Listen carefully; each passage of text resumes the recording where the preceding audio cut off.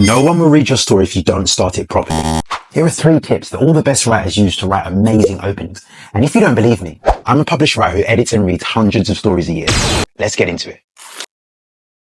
Characters must want things. Their wants color their actions. The start of your story is where you establish what your protagonist wants. In Red Rising, it's Darrow having a normal life with his wife Io. In Hunger Games, it's Katniss protecting her family. These wants are shown to the reader through actions and behaviors. It sounds simple, but if you don't show these wants, readers won't understand what's driving your characters forward, or the impact of the obstacles you throw at them, and ultimately who your protagonist is.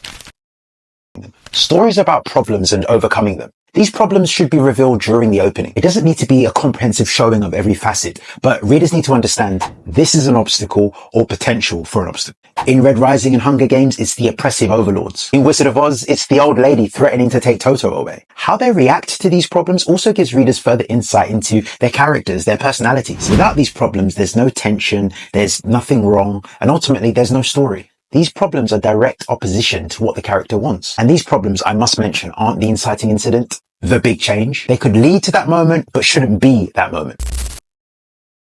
Everything mentioned in tip 1 and 2 must be shown in a status quo situation. The status quo is the everyday. In Red Rising, it's Darrow mining and being with his family. In Hunger Games, it's Katniss in her district providing for her family. This allows readers to understand where the protagonist is coming from, so they can chart the overall journey. But remember, stories aren't real life, so it's important that you paint as much of the character as you can, in a way that isn't dull and boring and repetitive, which real life can be. Seeing them in their status quo world, their status quo situation, gives us a snapshot of who they are. This is them before what happens to them to kick off their journey.